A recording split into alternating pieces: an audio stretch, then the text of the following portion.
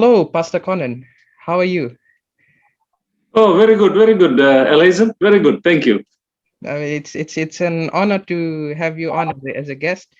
And before we get into the pro-life movement and what Life Runners stands for, um, I just wanna get Right. to know about your pastoral duties. How did that come about? Like, um, because I mean I've heard lots of stories from my granddad about his relationship with you, but I've never actually got to find Right.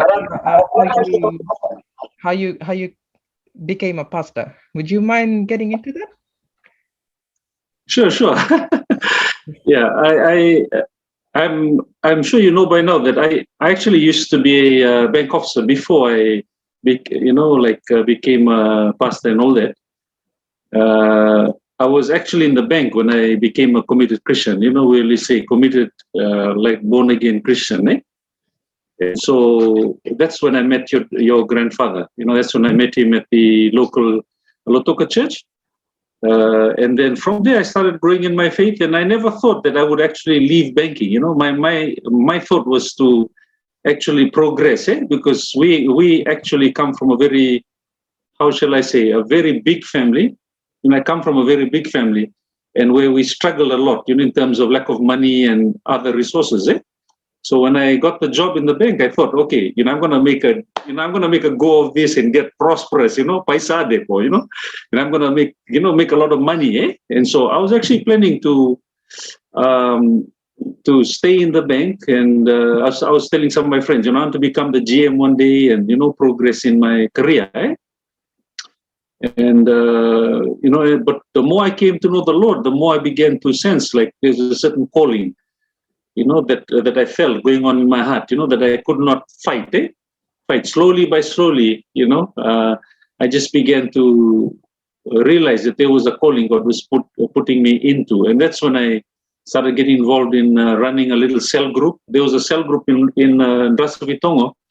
There was a small, they're just a single Indian family that I used to look after them. And from that time, I started to get this pastoral sense, where I felt like a love for people, and especially, like when it comes to, smaller groups of people, like cell groups, I found I could really function well, and I started to look after this. I think she was coming to church, and the son, but the other brother the other son was not coming. And so it was my task as part of our group. This is part of a bigger cell group in the Lotoka church, and so I used to look after us, just one family. That was like the beginning of my learning how to be a cell leader, And so from that time, I began to love pastoring, and then slowly, they gave me more responsibility as a youth leader. And then I became the English group pastor, like looking after the English speaking work. And so after that, then after that, the Lord called me to Nandi. And so when I was praying one morning, I actually saw myself working in Nandi, like a vision, like I was praying early one morning, then I saw this vision of me actually working in the bank in Nandi. See, the bank had not already approached me, see, but this was 1 month, before the bank approached me. I already had a vision of me working in Nandi. So I was thinking, what is this vision about? So I kind of had this feeling that I would be going to pastor in Nandi, And so when the bank human resources manager came and see me, he came and see me from Suva. He said, Conan, we have an opening in Nandi, because at that time ANZ had just taken over Bank of New Zealand, see? And there was not enough trained officers in a certain. I was in trade finance, international banking and all that. And so there was no qualified officer, available in the Nandi branch. And so they asked me, do you want to come over to Nandi and sort of take over the office there, in the trade finance side, and train the ex-BNZ staff? Because there's a lot of BNZ staff, see, so I just said yes, because I kind of had the word from the Lord a month before, see, so as soon as I said yes, from the time the ball started rolling. And then from the time, I was like a tent maker, like Paul, because I wasn't getting any support from our denomination. And so what I was doing is I was working in the bank, and we started the church in our home, and the bank provided a bank house, and that's where we started the Pentecostal church in Nandi first. And that's how I just began. That's more than 28 years ago, pastoring. And then I left the bank. Maybe about 10 years after, I left the bank and I became a full-time pastor after the bank was able to financially support me and my family. That's how I became a full-time pastor. Yeah, so that's my history in a nutshell about pastoral work. So you started on a small scale, looking after one family, and then And one family, yeah, cell, bigger cell group. Then after that, the youth ministry. And then from there, the English work in Lotoka. I was working under Pastor Tico then. And then from there, I was posted to Nandi to work in the bank. That's when I started the church in Nandi. And that's when we started with only one family. In Nandi, only one family. There was Mrs. Valentine. She was a former O'Connor. She's Violet O'Connor and a blind daughter. The blind daughter used to be a musician, on the ukulele. And so we used to worship the Lord with the ukulele, And then from that time, that's how we actually started building the church. And and so that's it. That's how we are where we are today, after 28 years of ministry and all that. God has been so kind to us, and has brought us to. Yeah, it goes. Sorry. It goes to show that you need to be able to manage on a much smaller scale before you move ahead, and you sort of develop those skills, those people skills or communication skills, and that mixed in with church duties that sort of evolve you as a pastor, help you evolve as a pastor. Yes. See, so I think, you were right. Like, to me, like, if you come into pastoral ministry hoping to just get into a big church and, a lot of money and stuff, like you really have to rethink the reason why you're being called, Also, so we're not called to money anyway. See, so it's always good to have those motives checked in the beginning, So I thank God when we started, we were very small. So it sort of cleaned out, it sort of helped me to, to really know what I was called to do through the hard times. Is this my calling?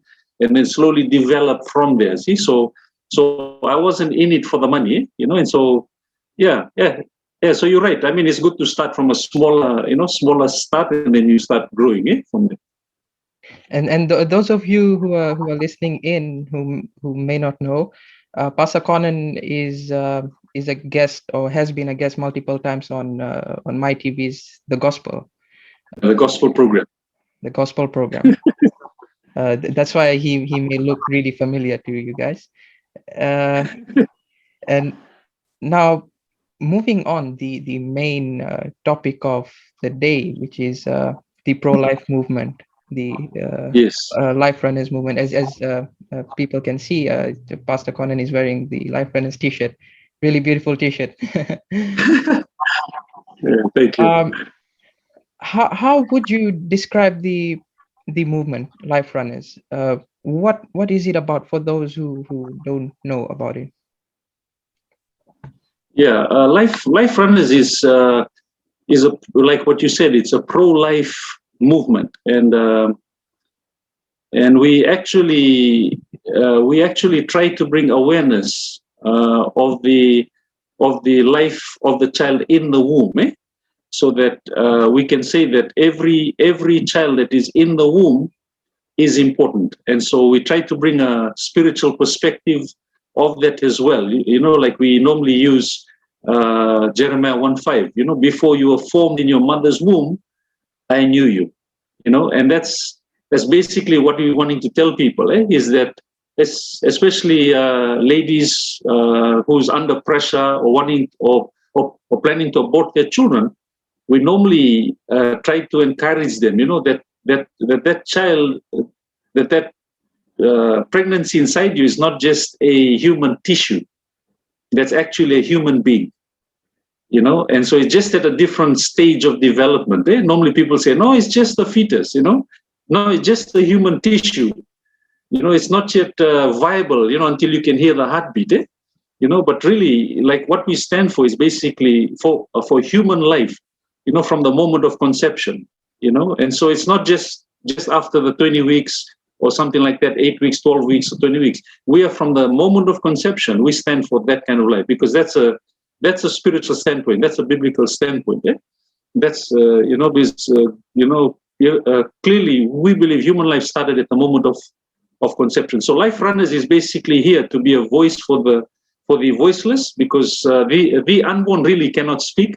And what we found is that even though abortion is illegal in this country, there are abortions happening at a huge percentage, especially even amongst Christian churches. You'd be shocked to know that many churches actually, not the churches themselves, but Christians within churches actually have abortions. And if I could maybe, I'm not sure if I'm doing this right or no, but I want to use the US as an example. They've actually found that of all the abortions being done amongst religious organizations, amongst religious people in the US, 43% of all abortions were done by Protestants. That is non-Catholics, that is non-Jews, 43% by Protestants. That means like us Pentecostals, Methodists, all that were done, by Christian followers. 43% were Protestants, 27% were Catholics, Why and do you think that is so? 1.6%. Well, let me just come back. Let me just answer that this way: is there, tied in with pregnancy is a huge culture of shame. Like, for example, if if somebody has a daughter, has a teenage daughter or daughter going through university, even in high school, who is pregnant, there's a lot of pressure on that daughter to have an abortion. Why? Because there's an element of shame. There's a lot of shame attached to that pregnancy, because normally the parents will be worried about how they look, their family name, things like that, rather than looking at the importance of a life that is in the womb, and they don't equate that life as a human being, see? And so that's why there's a culture of shame. There's a lot of shame within the culture, and we haven't got out of it. It's about like preserving our family reputation, So for example, about 2 years ago, we actually heard of one lady who was a very strong attendee of a Christian church. I won't say who, but it's here in Fiji.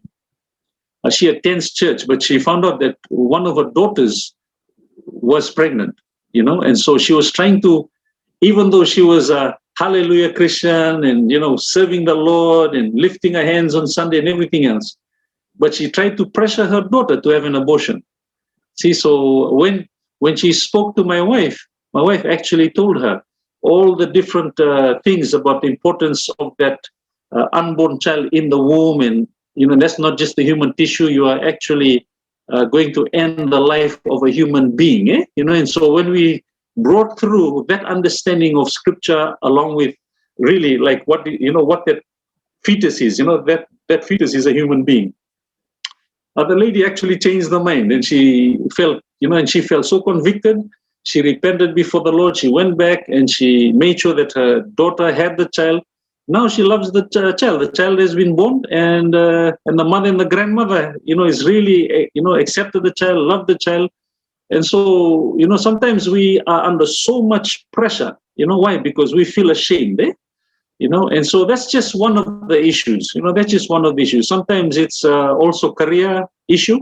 People think that having a child will destroy their career, so they try, so they, desperate, to get rid of that child so that they can carry on with their career, but they don't realize that there are other options available, because once a person has an abortion, what happens is you carry more than just just a memory of it, but it actually becomes a spiritual issue, where it goes deep within your psyche, and we found that as we have brought this message to different conferences, different churches. There's our founder in the Pacific who has been a really great message. She's a messenger, in many conferences and stuff. And so we've found whenever there's a teaching on abortion in Christian conferences, we find that a lot of ladies will come up and they'll begin to weep and cry. And we're talking about even pastors' wives. We're talking about Christian leaders. We're talking about housewives. They'll come and weep and they'll confess that I had an abortion or I helped somebody else get an abortion. And it's a Fiji-wide problem. It's not just happening in the US. It's not just happening in New Zealand. It's happening across the Pacific right now. And that's why we felt like, guys, let's not sleep on the job. Let's not just talk about this and that, but let's also bring this to light. And that's one of the reasons why Fiji Life Runners has been growing in this country, because the more people start to hear about it, and then they realize, man, this problem is bigger than what we thought.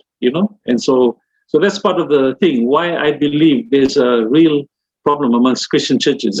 Is the shame culture, also career issues, and there are other different issues as well.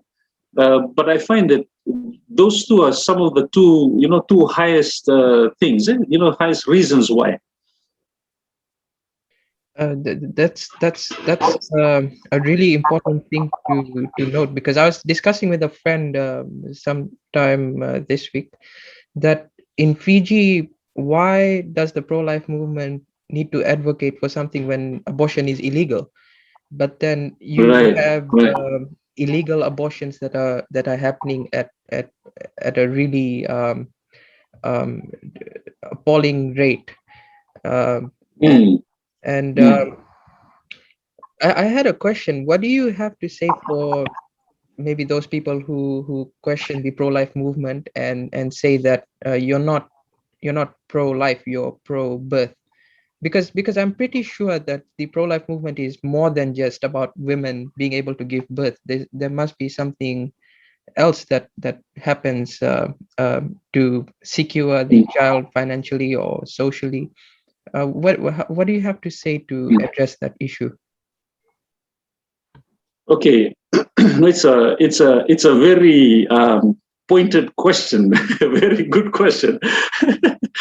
Yeah, and so even if people say that we're pro-birth, I would agree with that. We are pro-birth, but we're also pro-life. I can't say that we are not pro-birth, because we are pro-birth, and but we are also pro-life, meaning we care also for the whole person, like not just for the baby, the unborn baby and the baby that's born, but we also care for the mother, and so our priority is basically life, life of the child and life of the mother as well, because some people say, it's because of poverty I have to abort my child, but then I want to just re-emphasize something here, is that poverty really is not, you cannot, if you put it on a scale, you cannot put poverty on the same scale as, if I could say very bluntly, as murder. To kill a child in the womb, cannot be compared with poverty, and so with us we say no. I mean, when the life of a person is taken away, and then we blame, then we say it is poverty. It's because I can't afford the child. Really, on that scale, there's no comparison. But having said that, I just want to clarify that is that you cannot put poverty on the same scale as murder, as killing a person, because really it is taking the life of a person. People might say, no, it's not a human being. It's still a fetus. No. It is a human being in the womb. Now, having said that, there are other options such as adoption. The baby can be put up for adoption. There are other options, basically, is that we can also talk about, there are different ministries that can take a single mother and look after the mother, and so having a child is not, the end of the road, because there are known cases of people having a child and then putting up the child for adoption. And we've actually, my wife and I has actually helped, a local Indian girl, who was made pregnant when she was not married. And we actually didn't want to see her abort the child. See, so we were able to arrange an adoption for the child. So she came and actually stayed with us, for about 6 months until the baby was born. So we looked after her and we made sure that, all the adoption papers were done and all. And then when the baby was adopted, we arranged for her to have a job, and then we actually got her a job. We spoke to the employer and everything, and then she got a job, and that's just one of the stories. See, so, life itself is not like we can say, okay, if you keep the child, we will look after the baby for you. We can't promise that to every single person, because really we don't have all the finances. But what we can say to people is, if you keep the child, you call us up, we will come alongside you, advise you if you want our advice, and we will try to help you arrange things. For example, adoptions, we can try to arrange different things that we can help you with, and counseling and those other things. Because one thing we found is that when a person goes through abortion, they carry around like it's almost like a tear, like a rip in their soul, for the rest of their lives. They carry like a heavy weight that cannot be healed, and so what happens is that only when they come face to face through the preaching of the love of God, then they realize, wow, what have I done? And then they begin to break down, and then they realize God still loves them. So what we do is we say, even though you've had an abortion, it's not yet the end of the road for you. God still loves you. God still cares for you, but you need to be healed. So normally when people go through abortion, they still need to go through time of confession and time of healing as well, just so that their soul will be healed. Otherwise, they carry around this thing with this, a tear and like scar tissue, that will never be taken away unless they are confronted, with the love of God, where they say, oh, abortion was wrong. And, and God loves me. Even though I've done it, God still loves me, And so that's what we are about. Sorry, I've been talking for so long, El Hazen. No, you give really good points. Now I'm gonna ask you another pointed question. So yeah, there's this argument that you shouldn't force your religion upon other people, and that we live in a democratic society. There's people that make these arguments. How do you deal with that? Let's say if you had to deal with a teenager who wasn't a practicing Christian or Protestant, how do you go about that issue? Okay, that's a good question as well. Let's see, but the issue here is that it doesn't change the, it really doesn't matter which religion we are part of or whether we are not religious. The main issue is that child that is in the womb is still a human being.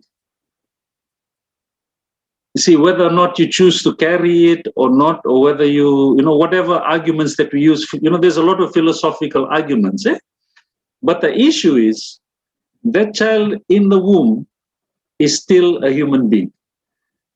So religious arguments, whether, a person might say, no, you can't force your religious beliefs on us and stuff. That really doesn't change the issue here. See, the issue is the child, that tissue in that womb is a human being. They might say, but it's not fully formed and there's no more, there's no heartbeat. What is happening here is that fetus in the womb is just in a different stage of human development. See, it doesn't mean that that's not a human being. It's just at a different stage of development. See, so whether it is 3 weeks in the womb, 3 months in the womb, or whether it is 7 months in the womb, or whether that child has been born, it doesn't change anything. The issue is that fetus that is in the womb is a human being at a different stage of development. See, like a person will hesitate to kill a child outside the womb. We would think that is horrible, right? Right? You and I, when we think about whether you Christian, Muslim, Buddhist, whatever it is, none of us would actually take, we would be shocked, if we found out anyone actually killed a child outside the womb, like a baby or a young child, 2 years old or something. We would be horrified. The same sense should apply to a child that is in the womb, that's not yet born. That's still a human being, regardless of whether we say it is not born yet, this is born yet, and stuff. That is still a child at a different stage of human development. You see, so I don't think it's a matter of I'm Christian and and you're not, and I'm not a Christian and you are Christian. Don't try to. No, to me, at the end of the day, that's still a human being. See, so when you look at a baby that's born outside the womb, that is already born, and you think, is that a human being or not? No, say that's a human being. That's a baby. You see, but it's at a different stage of development. That baby is fully formed, right? And it is growing. Change what is reality or what is. It doesn't change what is reality. Yes, it doesn't change what is reality. See, so I hope that religious people and non-religious people, whoever watches this program, will actually realize that at the end of the day, if I could just mention something from a biblical standpoint, I know I'm saying this from the Bible as well. See, like, there are some things that philosophy and science will sort of clash with the biblical belief system, because science says that a fetus is viable, when it first hears the heartbeat. Fetus is viable, right? Right, when the heartbeat can be heard, when you can see the heartbeat. But actually, the Bible says differently. In Psalms 51, King David said, "In sin did my mother conceive me." See, he said, I was conceived in sin. So when was David conceived? At conception. You see, so that's where we must realize is that there are times when science and religious belief will not actually see eye to eye, but science can never disprove religious belief. Why? Because really, the God that formed the universe, the God that made us, the Bible says, I believe in Psalms 139, we are fearfully and wonderfully made. The God that formed the nerves and everything else. Science is only hasn't really discovered everything there is to know about the human body, See, but why? Because it is the Creator himself who formed the human body and breathed the breath of life into us. It doesn't matter even if science wanted to create us in a test tube, they could never do that. So there are some places where science and and philosophy might not agree with our biblical standpoint. See, but for the major part of it, I believe anyone humbly enough to acknowledge truth will know that the things that we're saying are actually true. See, but sometimes they will say, no, this is not true, because they actually refuse to move from their point of view, because they are threatened, and they say, no, this is not true, this is true, that is true. But then, the God that formed the universe actually is the truth himself. He knows the truth and he is truth. And one day in the future, human beings will actually realize, science will catch up to the Bible and say, oh, the Bible was right. We were formed at conception. Human beings are made at conception. See, so really, science is still catching up to the Bible, and so at the end of the day, it's not for us to say, oh, we have to prove that the Bible we have to cannot try to prove the Bible to science. No. Science has to catch up to the Bible. And so sometimes we are so threatened by science. No, as believers in Christ, we should not be threatened by the Bible because science is still catching up to the Bible. See, in the beginning, God said, "Let there be light." See, only now science is beginning to realize that light is actually the purest form of energy. God has actually said that in Genesis 1. So sorry to take you on a rabbit trail, but I thought of just mentioning that. There's this article that I was reading sometime around last Yeah. year. I was having this debate with some pro-choices over a period of 2 weeks. I posted something on my social media story, and then I got a response. Just on the side, those discussions were very civil, and the people I really respect them. But that made me search for a few articles about when life begins. And one thing that I found out was that majority of embryologists, they agree that life begins at conception or fertilization, and not just for human beings, but for every species out there. It begins at conception. Now there's this argument that you can't just say that just because 90% of the scientists say that it's true doesn't mean that it is. You should also take the critical approach of the 10%. I'd rather believe that the Earth is a sphere, even though a very small number of scientists believe that the Earth is flat. I'd much rather believe the general consensus on that. And I think the main argument or the main divide, and I wanted to get your thoughts on this, between the pro-life movement and the pro-choice movement is the point at which life begins. Like I try to step myself out of being on one side, and I saw that the key argument is where does life begin?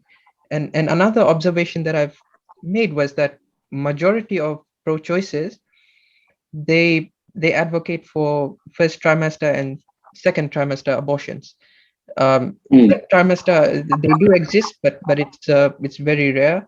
But then again, we always have to go back to the argument of when does life begin, and if we can establish that life begins at conception on both sides of the argument, why do you think that at this stage it is okay to abort the child, or why do you think its life is less valuable?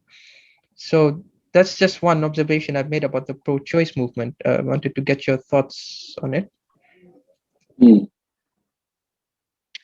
Yeah, I think the problem with abortion is basically, I think underlying any pro-choice movement is the evolution, the teaching of evolution, right across universities.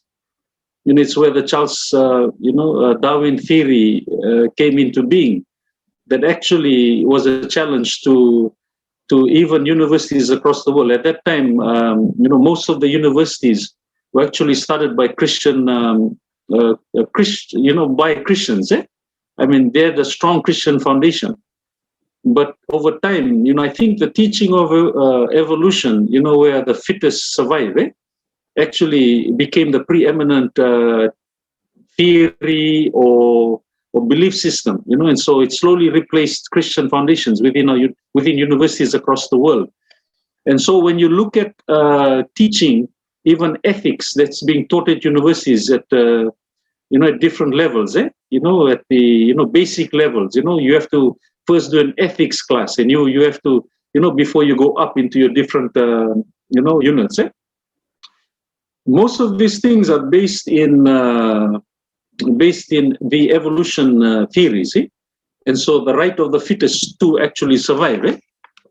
And so where evolution is being taught, what happens is that the respect for human life decreases.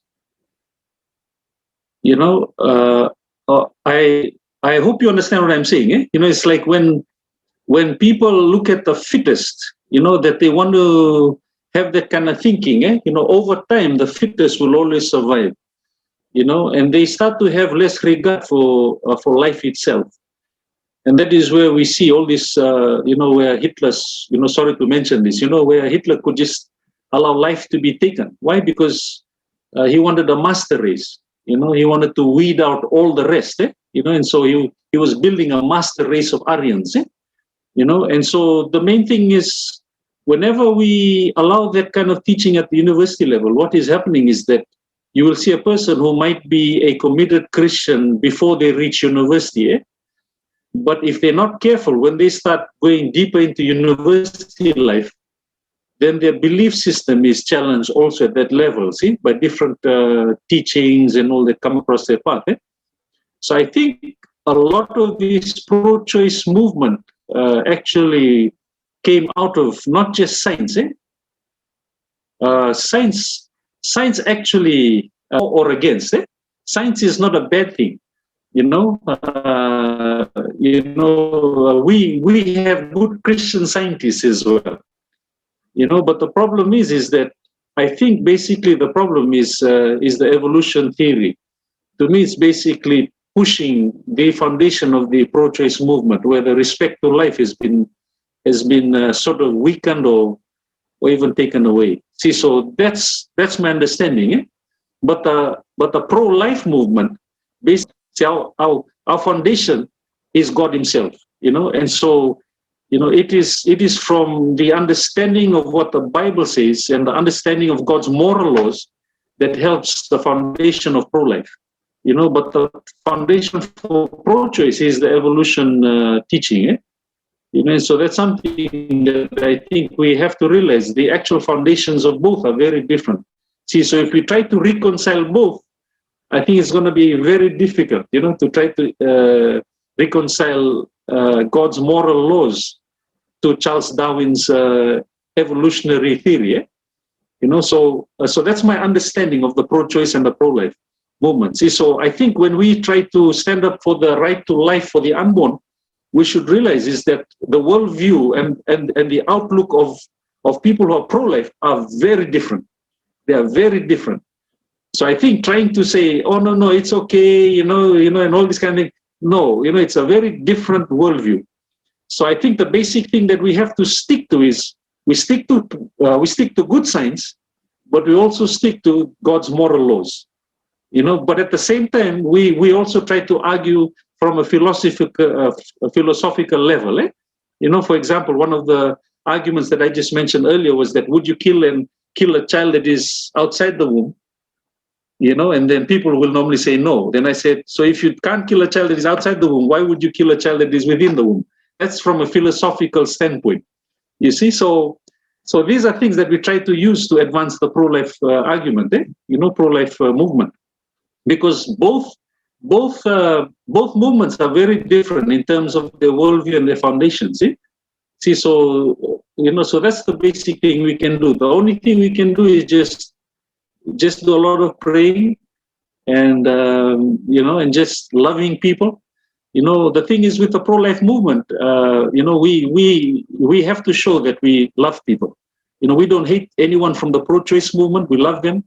But at the end of the day, it's basically what's their worldview, is it? And what actually drives them. See, so. Yeah, no, I agree. Yes, I don't wanna trap you or ask you a trap question, but you mentioned. No, it's good. It's good.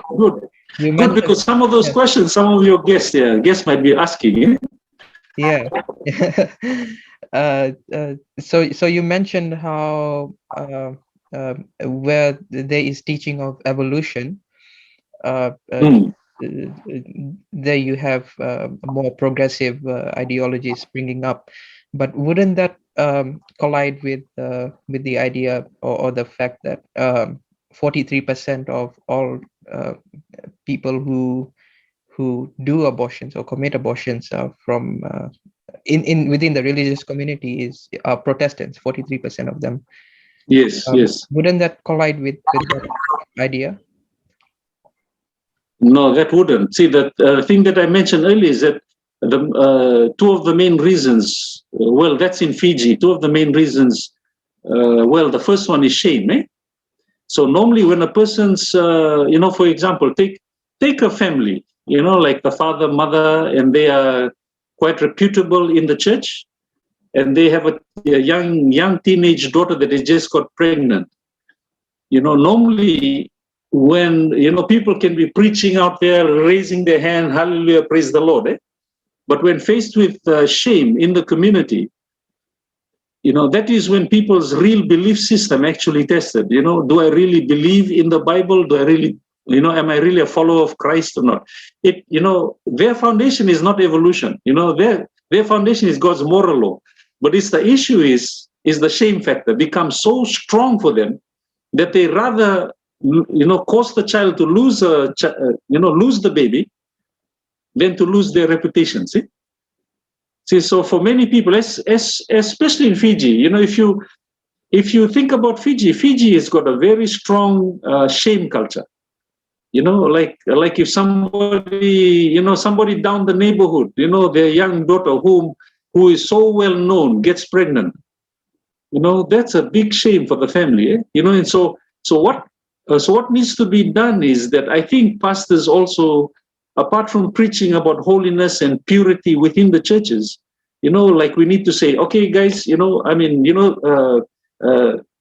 men and young ladies, don't get involved, don't have premarital sex, wait until you're married. We are preaching those kind of things, which is good. But apart from that, we also have to preach to parents saying, if any of our children ever make a mistake and get pregnant, please, let's welcome them with the love of God. See, let's welcome them. Let's not be ashamed. Let's be a community of acceptance. And so I think it's really the messages that we preach from the pulpit and how we as a community of faith accept these kind of things. Because sometimes as soon as our children gets pregnant, the first thing that we think about is, my name, reputation, family name, and so that's one of the things that we need to, I think, hear more in the church is some of our children will make mistakes. And when they make mistakes, let's be the first to welcome them home. Like the prodigal son, let's welcome our prodigals back home, and so that's basically, I think, so it's not, it's not because they have a different foundation, evolution and the God's moral law. Is just because they give in to a shame culture, and so I think it's basically, if the church can overcome them by the love of God, by sort of preaching more on acceptance, I think people will start to realize, man, even though my daughter has made a mistake, this can actually be turned out for something good.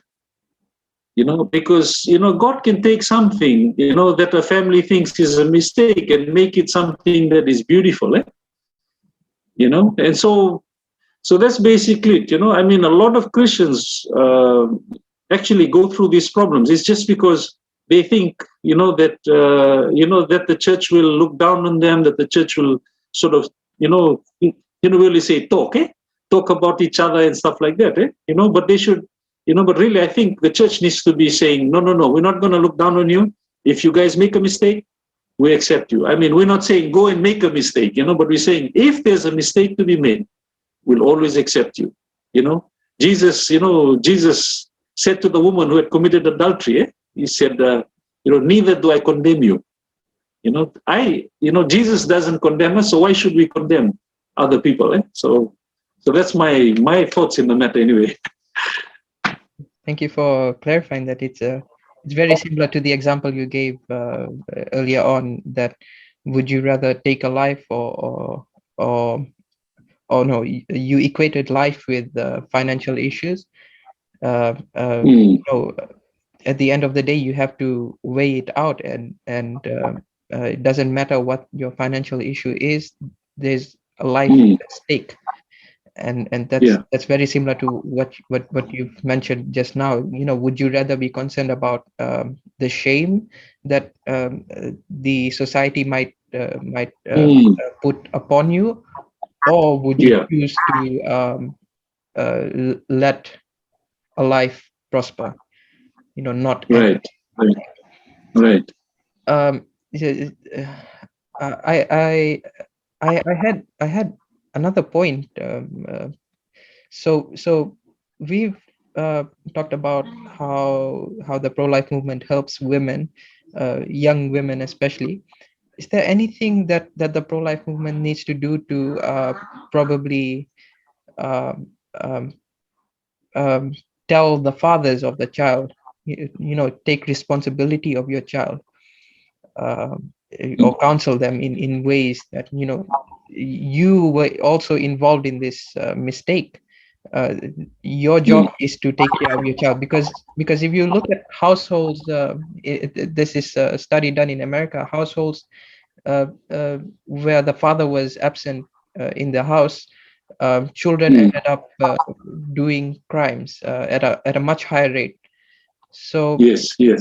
s- so how do you go about that issue of fatherlessness? Yeah.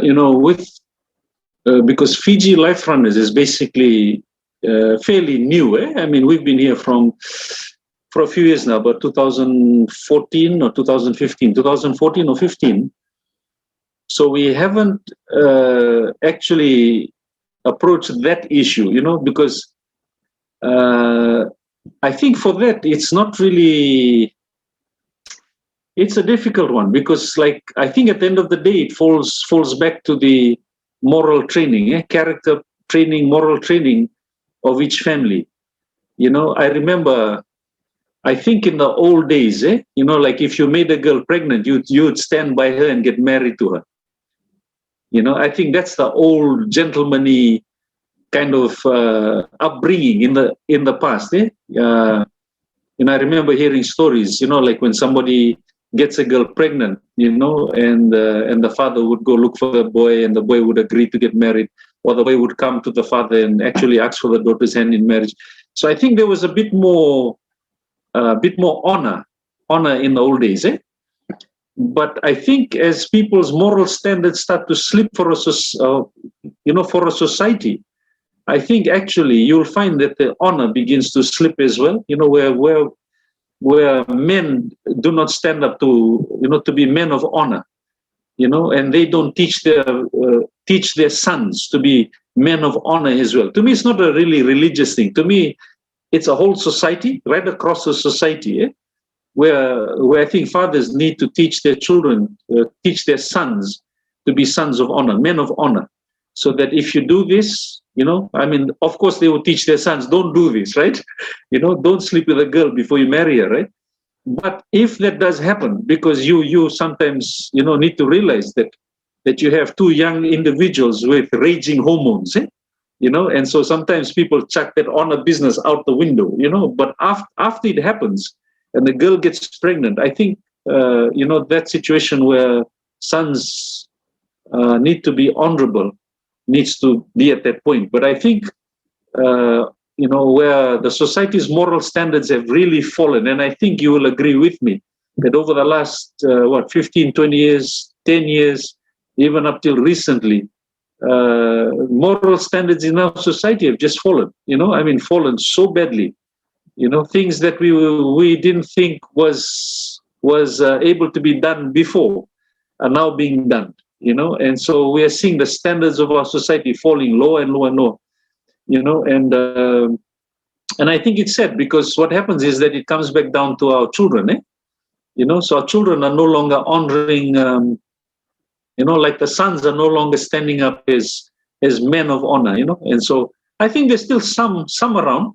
I've heard of some young men when they choose to get married to a young lady whom they made pregnant and things like that. There's some still around. But of course, there are many more who just make the girl pregnant and run off at the first opportunity. See. But for the pro-life movement, it's a message that we'd like to get out there. But it's really, we don't have the opportunity. It's not given to us. For us, we find that we have more opportunities speaking to young people right now within churches. Because some of our people actually have been to churches, conferences, and things where they talk to young people, about purity and about the responsibility of men and women as well.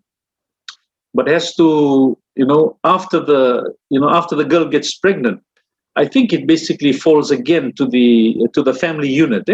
I pray that fathers will train their children, train especially their sons, how to be good men. I think it's basically a whole society issue where the whole society needs to be retrained again about young men being men of honor. If you make a girl pregnant, I mean you you have the responsibility, right? That you can't just walk away from something that you've done.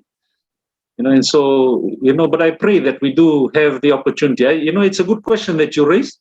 Maybe this might be something that I'm going to discuss with my with our committee as well, because we have a committee as well. I'm actually just the secretary of Fiji Life Runners.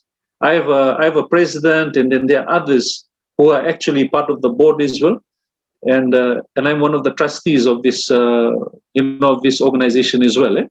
So I definitely will go back. I think you basically put in an idea into my mind as well. And so I think that's something that I'll put to them as well. That maybe when we go out to talk at conferences and stuff, I think we should maybe talk to young men as well. And talk to fathers.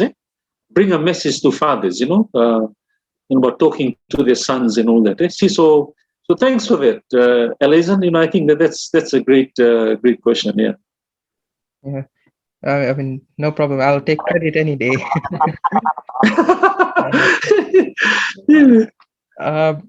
There's this narrative going on that the pro-life movement, most of the people that are pro-life are men, but I've seen images of pro-life life runners events.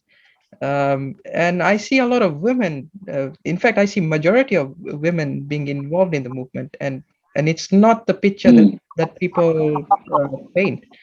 I think even the regional movement president is a woman, if I'm correct. Yeah. But then again, it also comes back to the issue of it's very similar to religion. It doesn't matter if you're advocating through religion, if you're advocating as a man, as a woman, it doesn't change reality. It doesn't change what is happening. And I mean, I've raised this because there are people that are going to watch this and say, that you've had a man on, he's a man. How can he tell how can he tell women what to do with their bodies? What to do with a woman? Yeah. Not knowing that the movement itself is surrounded by very strong women. And my mother has been part of the movement for a very long time too. Is there something you would like to add on to that? Yeah, I can't say I wish I was a woman, but anyway,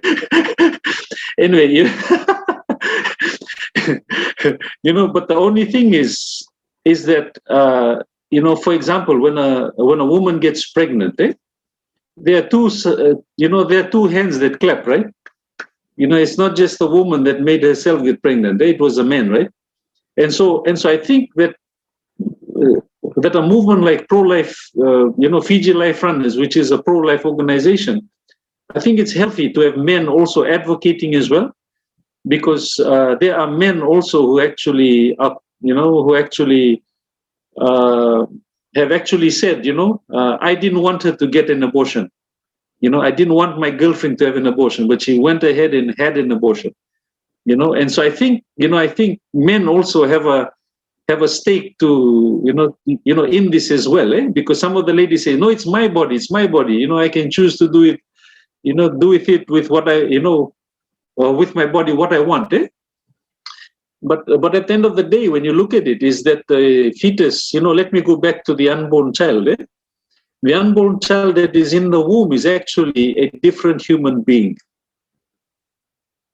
So that human being has got different rights.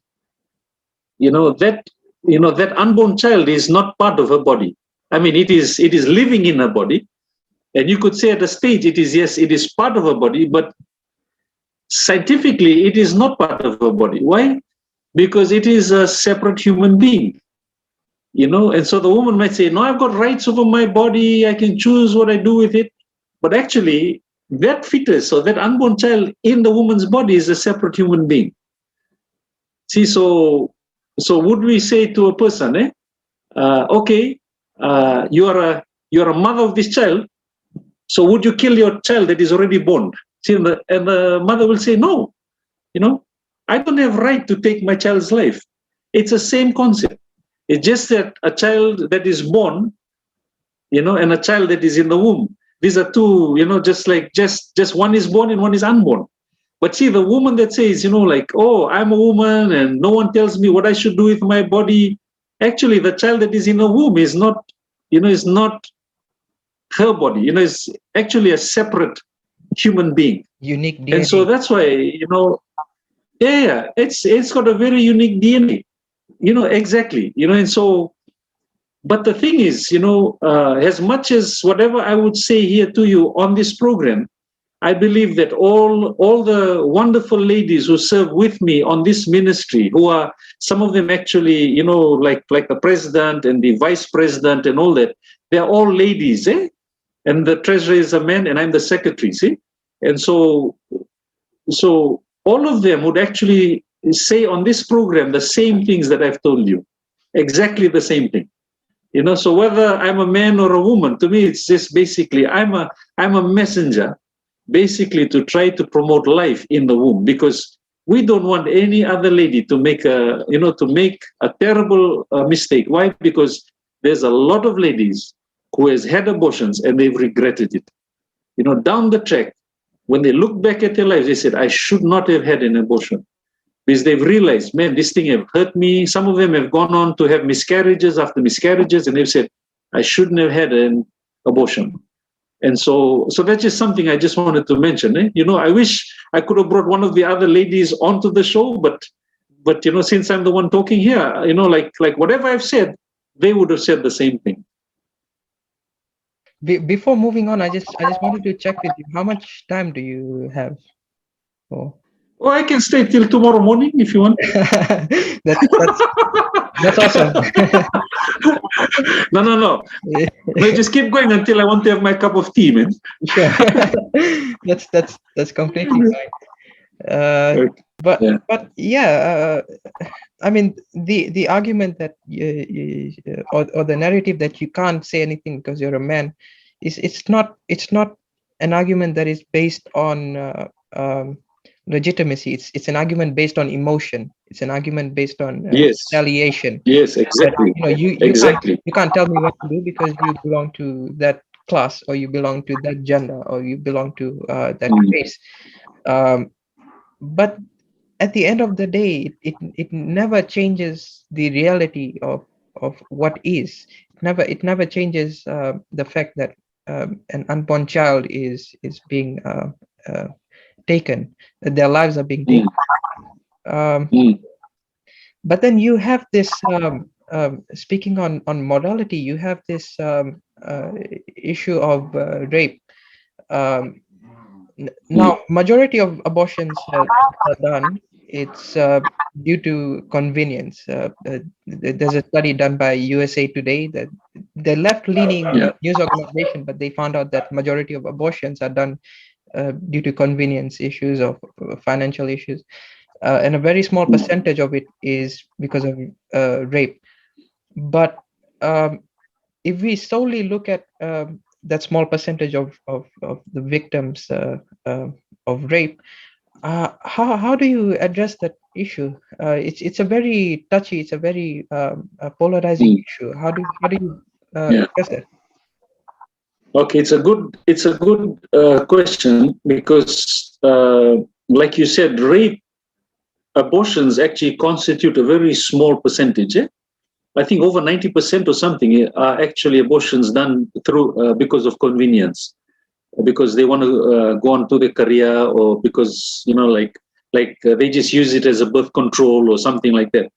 So the percentage for rape, I think, is 1 point something percent or 3% or something. It's a very tiny percentage of all abortions. Now, having said that, I still, we actually believe that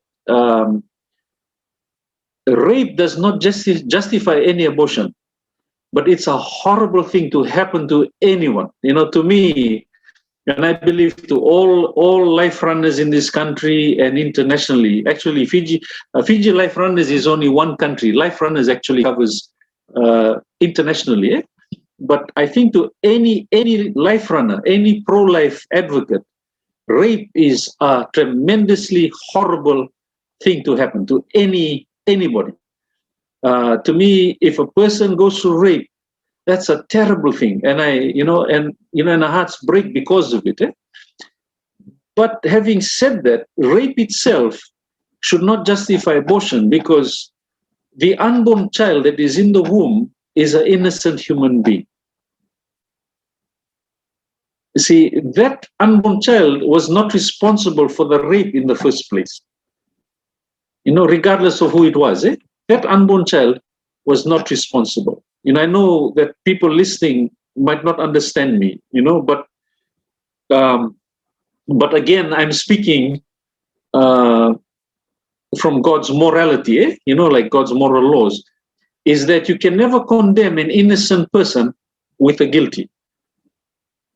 God himself would never do that. God would never condemn a innocent person with a guilty party, and so nobody in their right mind would actually condemn call the son of a thief. Nobody in their right mind would actually call someone, a murderer if their father is a murderer. And this child is only about 3 years old.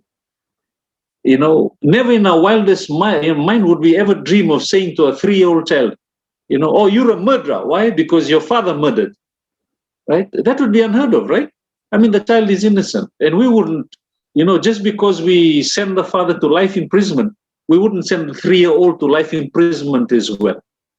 Just because the father might go to a death sentence or something because he committed multiple murders. I mean, I hope it doesn't happen, but and so we can't send the child to a death sentence as well. Why? Because the child is innocent. And in the same way, when a person goes through rape, that's a tremendously horrible thing, and we would never wish that on anyone. The only thing that we would advise rape victims is keep the child, because that child is innocent. Don't condemn, don't double condemn, don't condemn a child inside your womb for something the child hasn't done. So keep the child until the child is born, give it up for adoption. That would be my only advice. Because to me, to abort that child in the womb is actually still taking the life of an innocent being. And so I would never advise someone who has been raped to go ahead and abort the child. I know medical doctors may say, no, just abort the child, because they would look at the emotional well-being, the mental well-being of the mother, but I would never recommend that, because to me, the child is innocent. And so I would recommend that the child would be carried, and then at the end of the due date, when the child is delivered, be taken over by social welfare, taken to adoption and all those other agencies, because at the end of the day, that child is innocent, and so I know this is a tremendously hard thing to do, but that's something that I would actually recommend. But on the other side of the coin is, if the mother and the child is fighting for their life, and if the mother, and if the mother gives birth and the mother has to die or the child has to die, then the doctors have to make the decision. There are cases where abortion sort of happens because they have to decide life, because they still need to save a life, because having the child would cause the mother to die. And so in the early stages, doctors normally make a choice in that kind of cases. So when the rape happens, the doctors have to also make a medical diagnosis, because if having the child causes the mother to die, then I'm not sure where that's going to go. But I think in those kind of cases, the doctors have to save a life. But if the mother is still healthy and and can carry the baby to the full 9 months, then I would recommend that the child is allowed to live and then given up for adoption. I hope that answers your question. Yeah, that does. It's this a bit hard, but yeah. I mean, it's very sensitive to even think about, let alone speak on this issue. And my main focus as a pro-lifer myself, my main focus has always been the majority of the abortions that have been done because of convenience. Like, my main focus is that area. I've still been trying to process this, and thank you for answering my question. There was another really touchy issue that you mentioned, was what about when a mother's life is at stake? There's like a 50% chance where you have either the child surviving or the mother surviving. That's a really deep moral dilemma, and this is one of the many issues that the pro-life movement faces. One of the many challenges. This question is usually used to trap us in discussion. But what needs to be understood is that just like any other moral dilemma, you don't have a definite answer, and we need to talk about it to get through it. So, have you ever come across any such cases? No, since we actually started Fiji Life Runners, we've never had to advise anyone about that rape issue or even taking of the life. I'm not sure, because that's in my experience, but I'm not sure about the others as well, because there's others on the team that actually might have, had to advise on that as well. So I haven't had the experience myself. I haven't had anyone who's been raped and then having to decide whether they have to keep a child or no. Personally, even if somebody's done it and they've had an abortion, I mean, to me, that's breaking God's moral laws, and that's something that they've done wrong. But, like I said earlier, is that God is always a God of, is able to forgive and able to bring healing into their lives, And I say that, with all seriousness, just to encourage people that if they've had an abortion, don't run away from God after that. Don't get involved in all kinds of problems, partying, trying to drown the sorrows and things like that. Come back to God, and God can bring healing into your life, because God will forgive you and God will bring healing. To me, at the end of the day, God recognizes that we are all human beings that have the ability to fail. It's not that that I'm saying this for people to go out and get an abortion because they know God is going to forgive them. No, that's not what I'm saying. What I'm saying is, if you've made an abortion and you've made a mistake, God will still forgive you. Come back to the Lord, and God is going to hug you. God is going to embrace you, and accept you, and God is going to bring healing to you, because no one else can heal. A person who's had an abortion, no one else can bring healing. No one else. The person can take all kinds of drugs to try to drown the memory and try to tell themselves that there was nothing to it and all that. But deep inside, their conscience will continue to remind them. And so the only one that can heal the conscience is God Himself. And so I really encourage people who has already done an abortion, come back to the Lord. If you don't know the Lord, come back to the Lord, and just cry out to him, and God can bring healing to your conscience, because a person's conscience will never let a person go until it's dealt with. You can go to sleep, you can turn on your left side, turn on your right side, you can take Panadol or whatever, but your conscience will still wake you up and still speak to you. And the only one that can bring healing to the conscience is the Lord.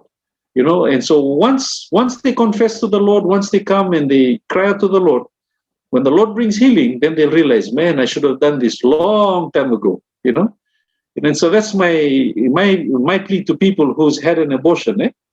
Come back to the Lord. And only God can heal your conscience. So yeah. I love the fact that you're consistent with the concept of shame, whether it's when you're pregnant or after you've done an abortion. Shame shouldn't take over your life. You should. Yeah, definitely. And I guess excellent. I guess that's one of the many things that we as a pro-life movement need to do to move forward is to not condemn, but to work together. Because if you antagonize the other side, all you'll do is you'll make them more rigid in their views. You'll never be able to change their minds. No. Is that something that you would like to say to the pro-life movement, the people, the pro-life movement outside life runners or individuals who are advocating for life? Is that something that you would like them to know, that the approach? Okay. Yeah. Okay. I just want to just say this to all Christians. People who actually are followers of Christ.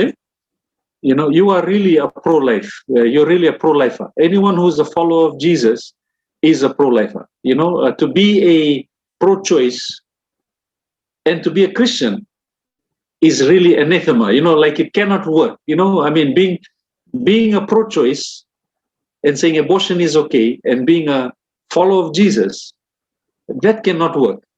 That doesn't happen. So you can only be a pro-life if you're a Christian. You can be a pro-life even if you're not a Christian, but if you are a Christian, you can only be a pro-life. You cannot be pro-choice. And so I encourage all Christians, any Christian who listens to this, even non-Christians who listen to this, be a pro-lifer, meaning stand for life. Because when we say we are pro-life, we don't just stand for the life that is in the womb. We also stand for life outside the womb. We stand for all kinds of life, life that is of the mother, life that is of the father, life that is of the babies, life that is in the womb, because God clearly stands for life. God is the God of life. God is the author of life. And that is what we stand for. And so to me, if we can only do that even within the context of Fiji, I find, let me give a little bit of a testimony, is that, if I found that the level or the ferocity or the fierceness of cyclones began to, I began tracking cyclones from 2014-15, ever since Fiji Life Runners came to Fiji. Every Saturday from end of 2014 or 2015, early 2015, we used to walk on the streets every Saturday. That's in Nandi. And we found that Nandi used to have huge floodings every year, huge floodings. And we found that Nandi was just attacked over and over again by huge cyclones.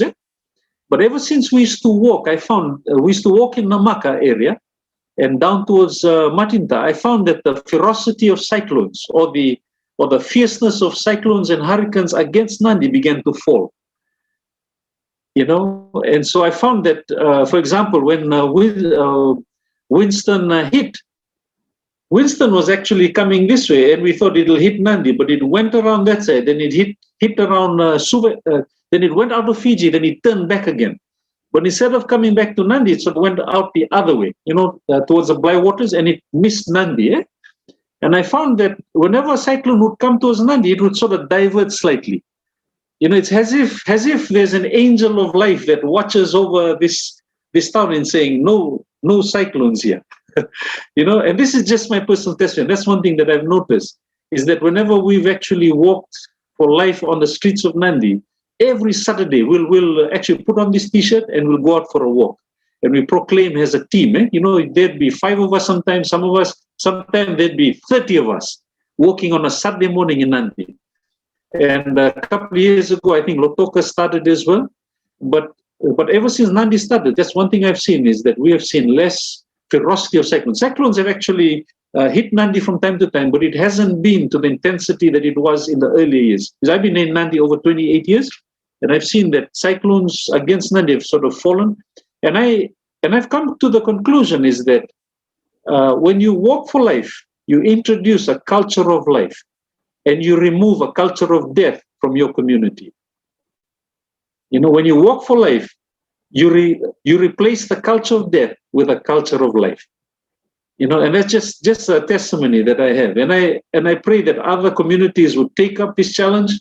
They'll put on these blue t-shirts, for life. They'd walk on a Saturday morning, and then they would see, maybe, natural disasters start to change. Why? Because, like we stand for everything that God stands for. We stand for life, life itself, in the womb and outside the womb. I mean, after this program, you better get started on developing life runners all across Fiji to avoid cyclones. Yeah, we funny enough, we have life runners walking every Saturday in Nandi, Lotoka, and Suva. Suva, I think, Suva, I think they just started, and so I think it's still a small group. I think a couple of years now. I think it was after Winston, and so, but there's still only a few that walks on Saturdays in Suva, but not as much as Nandi now, Nandi and Lotoka. But it's building slowly by slowly. It's starting to build. Today, I think we've got over 450 life runners around the country, although only a few walks on Saturdays.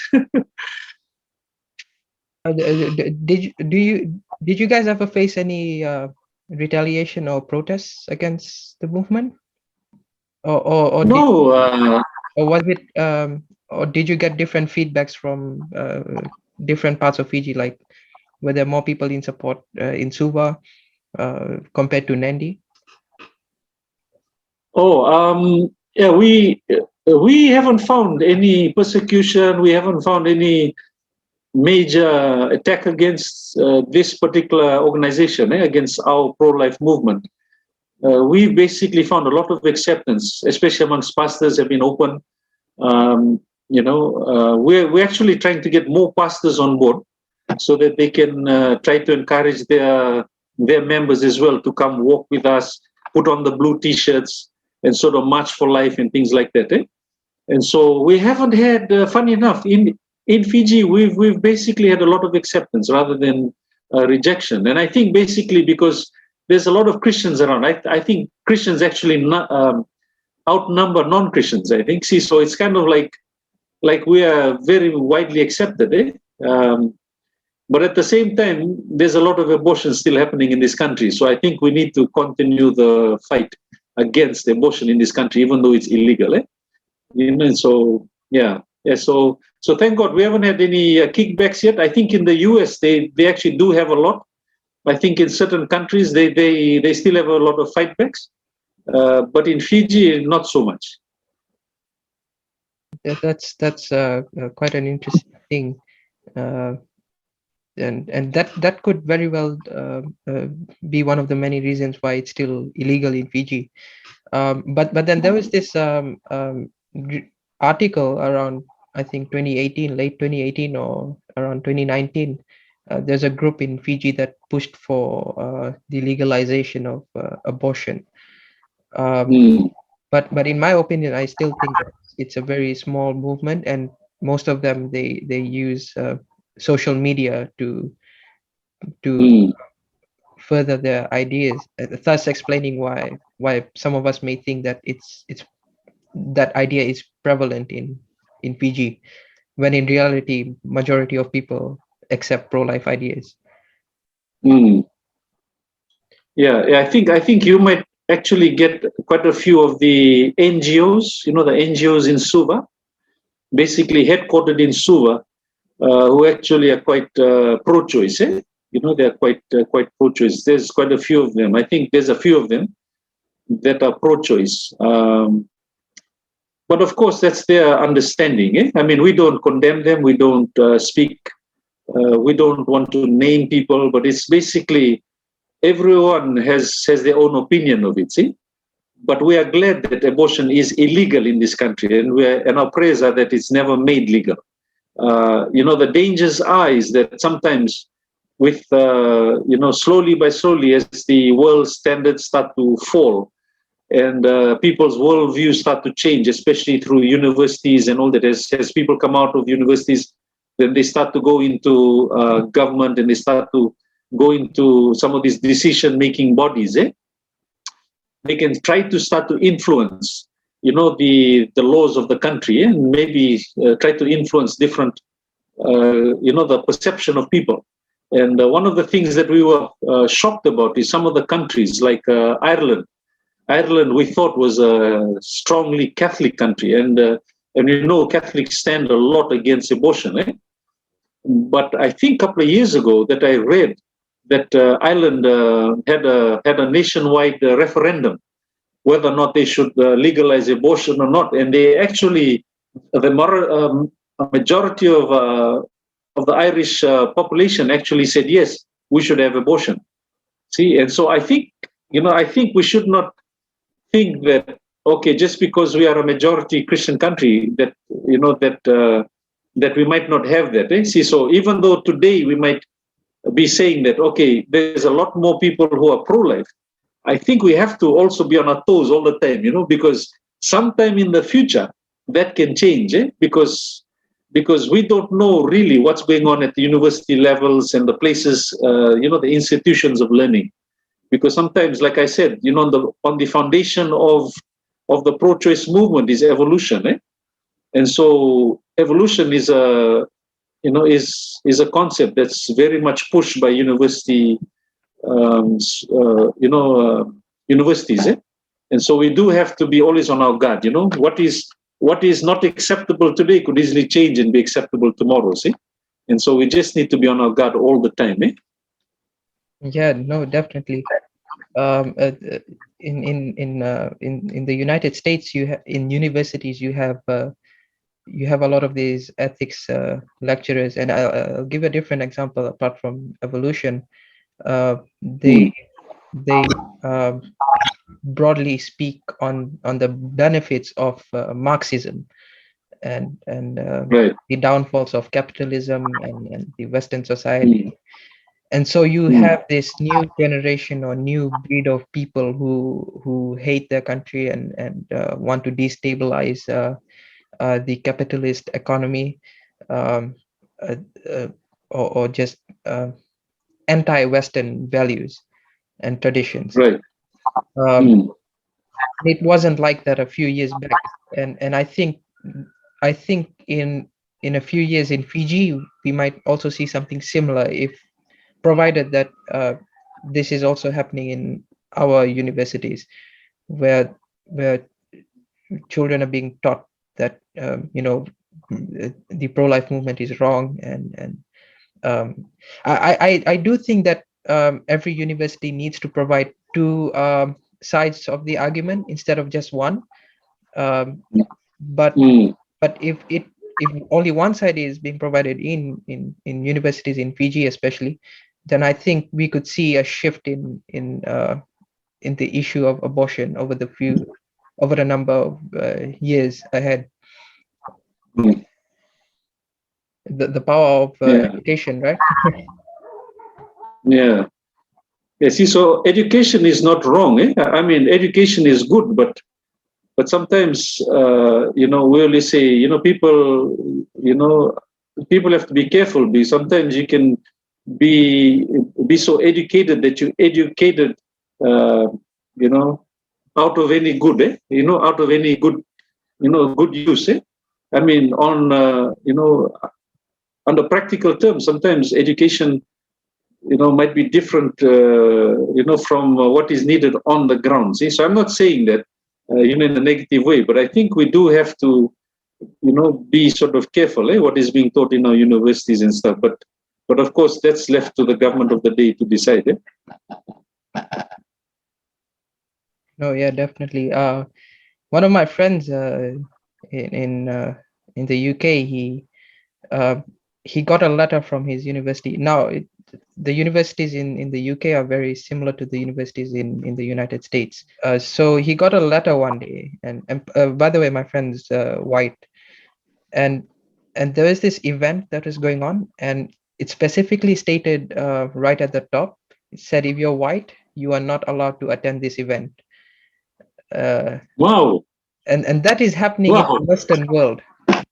The world that is supposed to be for freedom, the world that is not supposed to judge people by the color of their skin, but by the content of their character. Right. Just quoting Right. King there. So, I mean, it really goes to show that it doesn't really matter what society you live in. You can always be a victim of this this ideological push. Yeah, definitely. And so I think at the end of the day, I think we need to make sure that all of our kids that go into universities and all have a good grounding and foundation, in biblical teaching. I think every one of our youths, that comes through Sunday school, comes into the youth program, that goes on into universities, are actually well grounded in the Word of God. Because I think everything starts from home. I mean, the family unit and also the local church. See, so whatever they learn in the university, I think if they are not strong in their own, their own foundation that they get from home and in the local church, they can easily move. They can easily change and be swayed, by whatever argument, whatever theories are being taught by the universities. Basically, the universities would teach, very good principles like accounting, maths, and you're talking about different structures, in terms of engineering and models in human resources, how to motivate people and things like that, behavioral models and all those kind of things. Those are good. But then what universities do that is dangerous is that, the lecturers come in with their own philosophical arguments, that they throw in between these papers and between these arguments, between these trainings, they actually throw in their own things.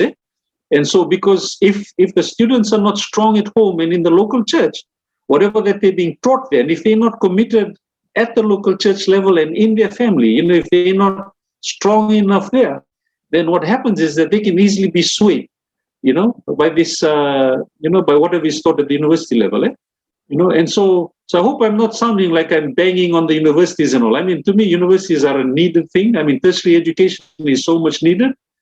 But the issue is that we as Christians, we have to make sure that children that go through our local churches are well grounded in the Word of God, in good moral standards, that their families are local homes of good training and teaching for their own children.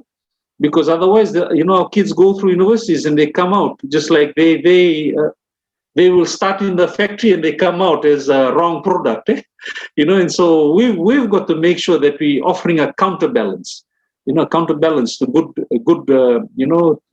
giving them good moral teachings and stuff like that, and good biblical teaching, so that when they come out, they say, oh, I went through this kind of training, but I stood for Jesus, and so that's some of the things that are quite important. It all starts from So true, man. And so thank you for this time, and I really appreciate, Eliza. Very good. Yeah, I mean, I think we've covered most of the things that I really wanted to ask you about. Yeah, sure. And I'm glad that you are here on the podcast. I just had a question, just off topic. Since you're a pastor, Right. Right. What do you think about the vaccination? Um, Oh, that's a uh, tricky one.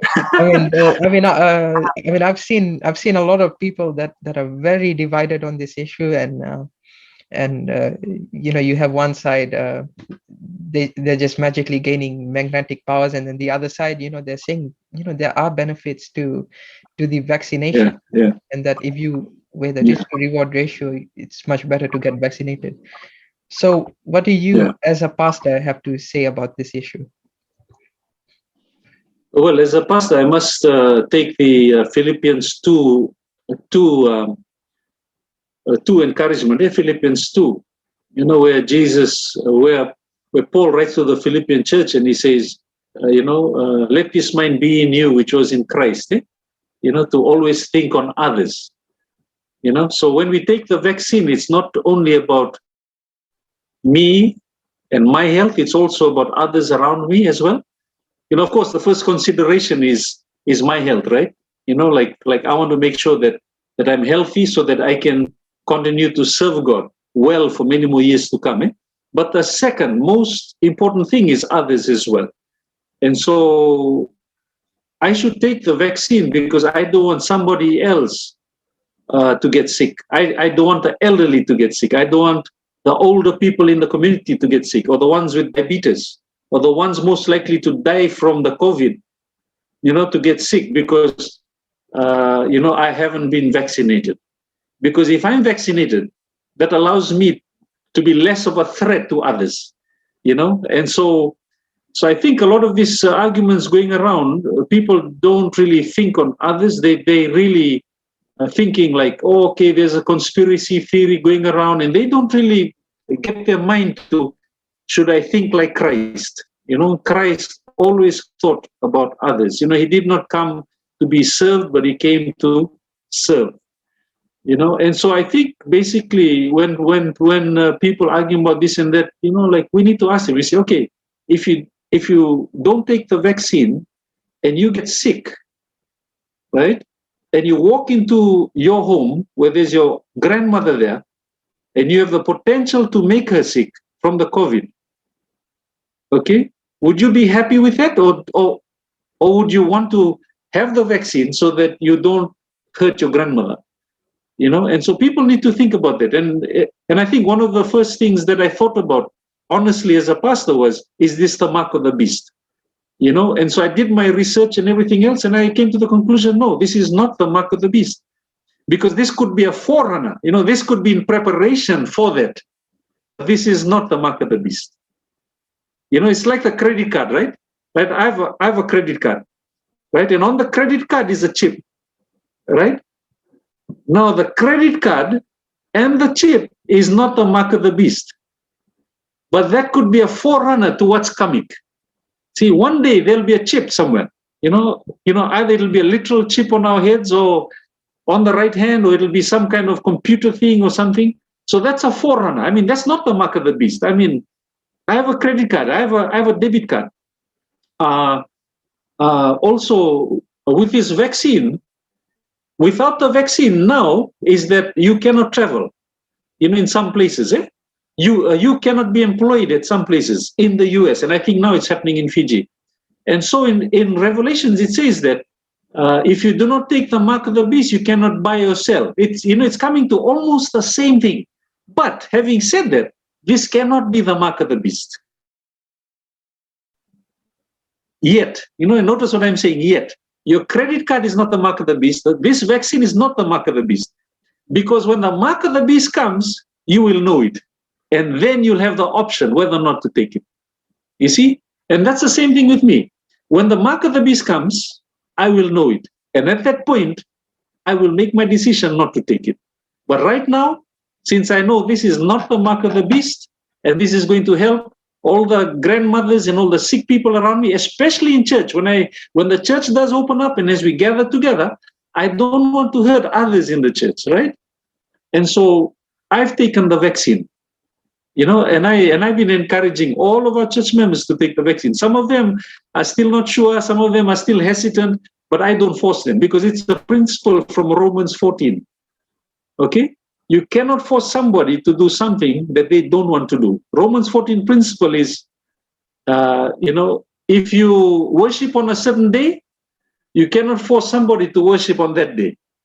Let every man worship on the day that he wants to worship. See, that's the principle of Romans 14. See, so it's the same thing. It's like when you have to talk about the vaccine, as a pastor, I can't force people to take the vaccine. I can only recommend to people and show them the example. See, so that's basically the thing. I actually recommend everybody to take the vaccine. You know why? Because when 80% of Fijians take the vaccine, the tourism market will open up again, and people will have jobs. People will be able to eat. And no one is going to go to hell because of it. This is not a mark of the beast, right? And so all this thing about the metal falling and all this kind of thing, to me, it's just conspiracy. To me, it's just somebody crazy acting up somewhere along the line. One of the reasons why I asked you this is because I don't know when's the next time I'll have a pastor on my show. But yeah, that's very responsible of you as a pastor to make that clear to followers of Christianity and Jesus Christ. I mean, the things that come up on my newsfeed, it's really appalling and really surprising. It's like, how do people come up with these things? I gotta commend them on their creativity, to be honest. The magnetism thing, it's just take a shower, put some powder on and try it again. It's never gonna work. It actually came to the point where I had to go to my kitchen and actually take the fridge magnet out and actually try it for myself, because there are so many people believing in this, and I'm like, oh man, like I felt stupid even trying it out. Yeah. No. To me, the thing that I was disappointed in, I think one of the things I was disappointed in the most was when I saw that there were some pastors who were actually teaching against taking the vaccine. And so my thought was, if you don't want to take the vaccine, don't stop others from taking it. Especially pastors, because when you stop others from taking it, and then your church starts, and then you are filled with this building of people, and you haven't taken the vaccine, and you're a carrier of the COVID-19 virus, and you walk amongst your church members and you spread it. I mean to say, to me, that's very irresponsible, of pastors to do that. And the pastors who are speaking against the vaccine, when their members get the vaccine, then they go out to work and bring the tithe and pay the church. He gets his wages from the same people who take the vaccine. And I'm just thinking, I can't understand some pastors, man. They haven't done the research properly. I came across one of the local pastors who said, I did some research. He was talking in the Itoke language. I did some research and everything, and and then then we found out that in Italy, the people that were supposed to die of the COVID, when they did the autopsy, because whenever somebody died of COVID, they were not supposed to do the autopsy. But this one, when they did the autopsy, they actually found out when they did the autopsy report, they actually found out that these people did not have COVID. And he was saying all that. And I've done my research. Of the people in Italy who died of COVID. Then what I did was I went to Dr. Google, right? I went to Google and I checked for people who died in Italy. Was the autopsy done? All this kind of thing. Because this pastor, local pastor, said that he did his research. And I found out that all these things were false. They were false facts. And I'm thinking, I said, boy, this local pastor says to everyone that he's done his research and it's based on the wrong things, and he's trying to promote it. And I think, man, these people are so gullible, man. And so anyway, what else can I say, man? So I don't want to name anyone because, we as pastors, we're not supposed to do that. But I just say, pastors, please, if you don't want to take the vaccine, don't force people. Don't encourage people not to take it. It's your decision, and you keep it to yourself. Let people who want to take the vaccine take it. Why? Because they will get jobs and they will fly to New Zealand. You won't. So anyway, and I shouldn't say that. Edit that part, brother.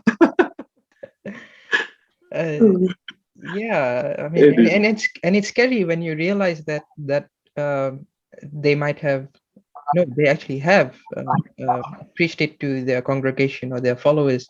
Yeah, And yeah, let's say if we said that to 20 people, those 20 people may go back yeah, to their families and convince two others. Then you have 40, 80, and then yeah.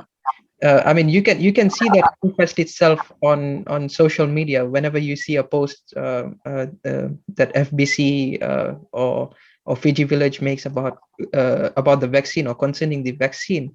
If you just Mm, spend like 2 minutes in the comment section, you can actually see how people are indoctrinated by not just by religion, but their religious leaders, mm, especially those who are irresponsible. Like being in a pastoral position, you have an obligation to ensure that the information that you get from the outside world is accurate. mm, And mm, that's one of the things that my granddad always taught me, is that whenever before you speak, you ensure that every single factor that you have to say out loud is backed up by mm. evidence. uh, that's one of the Yeah. reasons no one engaged in a verbal debate with him. I uh, remember, I remember your, I remember your granddad was a stickler for truth. He is a man of truth, man. And I learned a lot from him. Always standing up for truth. Refuse to compromise the truth. And that's something I really respected with him, is that he was a man of no compromise. And so that's something that I've brought into my pastoral ministry, and it's helped me a lot with our own church as well. Don't compromise, stand up for truth. Don't lie, don't cheat. And just do what is right always. Be a man of integrity. So I appreciate what your grandfather has done.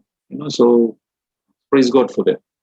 yeah, I'm not sure if anyone has told you this, but you were one of the many persons that he really admired. In fact, he really admired you. Like, Oh, you were at the top of the list. no, no. uh, Yeah. but Yeah. yeah, So anyway, thank you for yeah, that.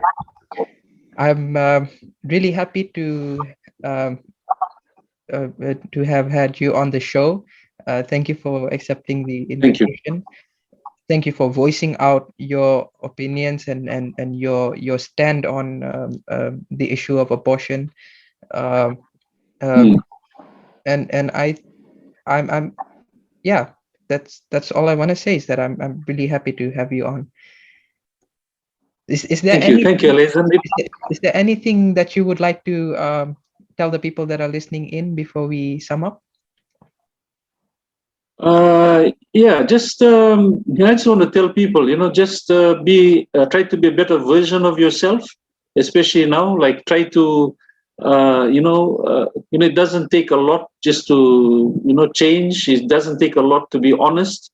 Doesn't take a lot to be always kind to others, and always loving to people, but always speaking the truth, and doing what is right. I think it doesn't take a lot. And so I just encourage viewers, to always try to be a better version of yourself. If you struggle with certain things last year, or a couple of months ago, just try changing one thing at a time. And maybe for this week, try to work on one thing.